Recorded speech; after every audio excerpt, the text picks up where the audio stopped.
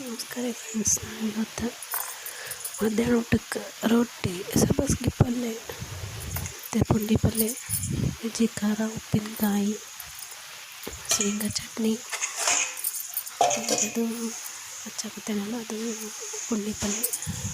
ಏನಿದು ಐತ್ರಿ ಫ್ರಿಜ್ನಾಗ ಇಟ್ಟೈತಿ, ನಾವೇನು ಕೆಡ್ಸೋದಿಲ್ಲ.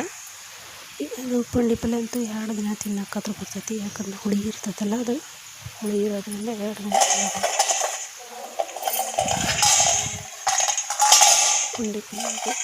ಸಬ್ಬಸ್ಗೆ ಸೊಪ್ಪಿನ ಪಲ್ಯ ಹೆಂಗೆ ಮಾಡ್ತಾರೆ ಅನ್ನೋದು ಅಂತಂದ್ರೆ, ನಮ್ಮ ಕಡೆ ಹೆಸ್ರು ಕಾಳನ್ನ ಹಾಕಿ ಕುದಾಕಿ ಅದನ್ನು ಸಬ್ಬಸ್ಗೆ ಸಣ್ಣಕ್ಕೆ ಹಚ್ಚಿ ಪಲ್ಯ ಮಾಡ್ತೀವಿ. ಈಗ ಹಚ್ಕೊಳಕತ್ತೇನಲ್ಲ ಅದು ಈರುಳ್ಳಿ ಪಲ್ಯ.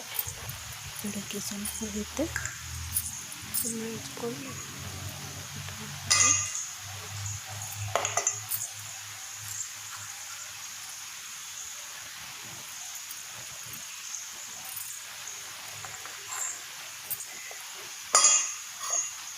ದಿನಾಲೂ ನಮ್ಮ ರೊಟ್ಟಿನ ಊಟ.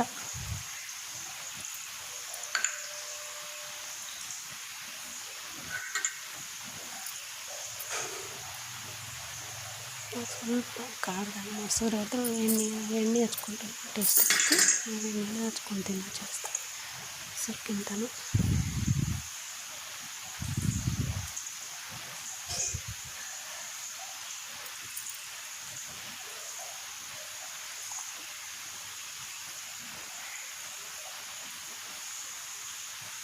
ಮೊಸರು ಪಲ್ಯ, ಉಳ್ಳಾಗಡ್ಡಿ ಪಲ್ಯ, ಪುಂಡಿ ಪಲ್ಯ, ಸಜ್ಜಿ ಚಟ್ನಿ, ಸೂಪರ್ ಟೇಸ್ಟ್. ಮತ್ತಾದರೂ 4 ರೊಟ್ಟಿ ತಿನ್ಬೋದು.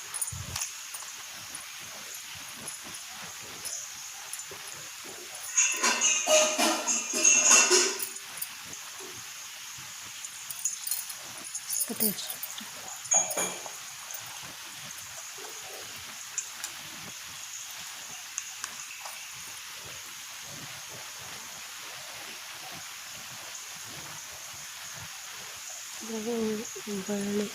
ಬೆಳ್ಳುಳ್ಳಿ ಸಜ್ಜಿ ಹಾಕಿರ್ತೀವಿ. ಸಬ್ಬಸ್ಗೆ ಪಲ್ಯ ಒಳಗೆ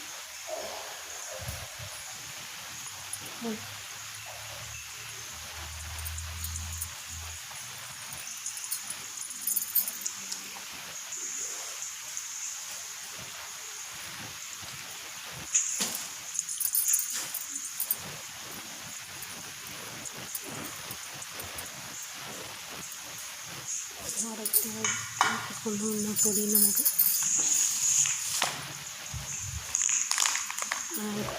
ಇದು ಅನಿಸುತ್ತೆ.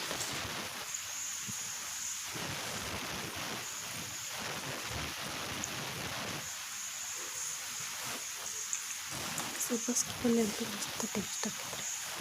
ನಿಮ್ಮ ಕಡೆ ಮಾಡ್ತಾರಲ್ಲ, ನಮ್ಮ ಕಡೆಯೂ ಹೆಸ್ರು ಕಾಳನ್ನ ಕುದಾಕಿ ಸಬ್ಬಸ್ಗೆ ಸಣ್ಣಕ್ಕೆ ಹೆಚ್ಚಿ ಅದರೊಳಗೆ ಕುದಾಕಿ 2 ಸೇರಿಸಿ ಕುದಾಕಿ ಕುದ್ದಿದ್ದು